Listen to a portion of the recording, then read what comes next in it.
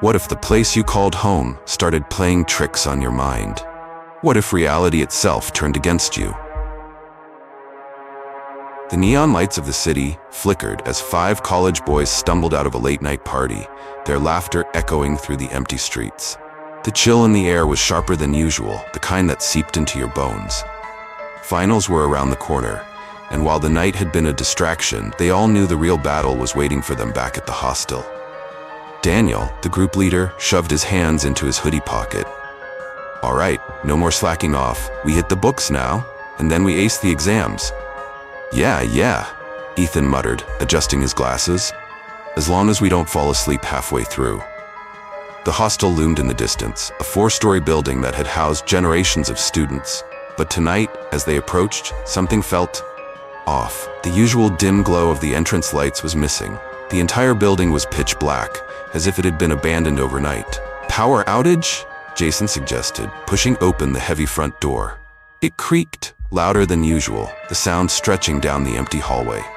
They stepped inside, and the door slammed shut behind them. A gust of cold air followed, unnatural and biting. Noah pulled out his phone, turning on the flashlight. Weird. Shouldn't the backup generators kick in? The reception desk was empty. No night guard, no sound, just an eerie, suffocating silence. "Something's not right," Chris whispered.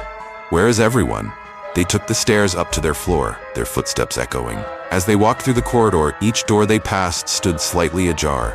Shadows stretched unnaturally long under the dim emergency exit sign. Jason hesitated. "Did someone break in?" "No," Daniel said, voice tight. "This feels different." They reached their room and pushed the door open.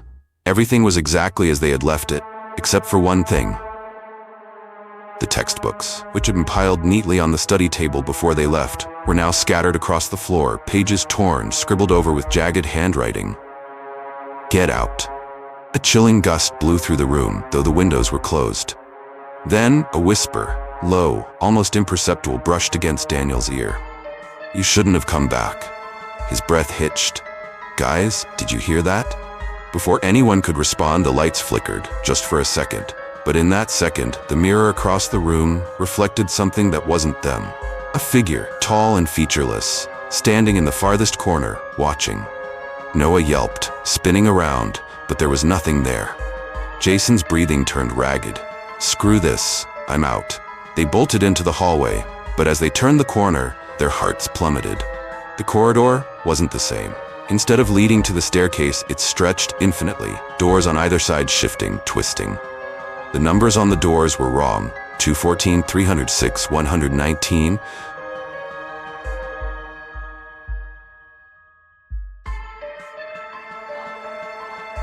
The moment Daniel stepped into my life, he seemed perfect. Too perfect. I needed a roommate, someone to share rent, nothing more. When Daniel responded to my post, he appeared to be the ideal choice. Polite, friendly, and incredibly easygoing. He had a calm demeanor, an almost soothing voice, and a habit of smiling just enough to put me at ease. We moved in together without a hitch. He worked at a small bookstore, while I handled evening shifts at a nearby coffee shop. Our schedules overlapped just enough to share meals, watch the occasional horror movie, and trade jokes about life's mundane struggles. For a while, it felt comfortable, safe. Then, things started changing. Daniel began coming home late, his clothes sometimes damp, smelling faintly of metal. When I asked, he simply shrugged and muttered something about helping a friend. His eyes, once warm and inviting, held a distant vacancy. He started locking his bedroom door, something he had never done before. One night, I heard muffled sobbing coming from his room. It was barely audible through the thin walls, but it was there, broken, ragged, and unsettling. I knocked gently. The crying stopped instantly. The silence that followed was worse than the sound itself. The next morning, Daniel was his usual self, pouring coffee as if nothing had happened. When I asked him if he was okay, he tilted his head slightly, as if confused by the question, and smiled. "Of course. Why wouldn't I be?" A sick feeling curled in my stomach. Days passed and my unease grew. Small things started piling up, stains on his sleeves, an unusual smell in the apartment, the way he avoided eye contact when I asked about his nights. Then, one evening, I found something that turned my suspicion into sheer terror. It was a knife. A small one, tucked into the bathroom cabinet, its blade streaked with something dark and crusted. My breath hitched, my heart pounded. When I confronted Daniel about it, he chuckled, a slow, deliberate chuckle, and said, "You should be more careful where you snoop." That night, sleep was impossible. My mind raced, churning with possibilities. What was he hiding? What was he doing at night? The answer came when curiosity overpowered fear. While he was out, I entered his room. The stench hit me first, something raw, metallic, and sickly sweet. My fingers trembled as I rifled through his drawers. Then I found them. Newspapers, clippings of missing people, faces crossed out with ink, dates scrawled in shaky handwriting. Some of the names rang a bell. Local news had reported their disappearances recently. Then there were the photos, not stock images, not screenshots. These were real. People caught mid-scream, their faces twisted in agony. My stomach lurched as bile rose in my throat. I backed away, my pulse hammering. I needed to leave. Now.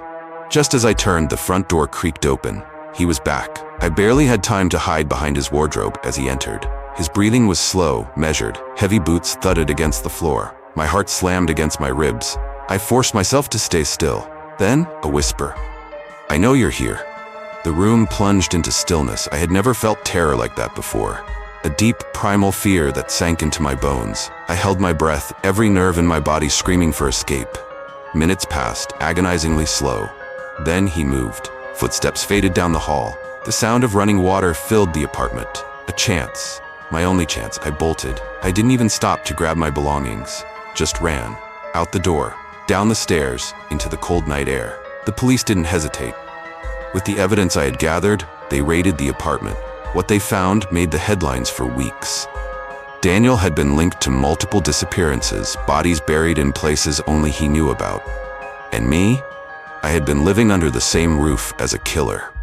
Even now, in a different city, with a new place and locks, I double-check every night. I can't shake the feeling that I was being watched long before I ever noticed.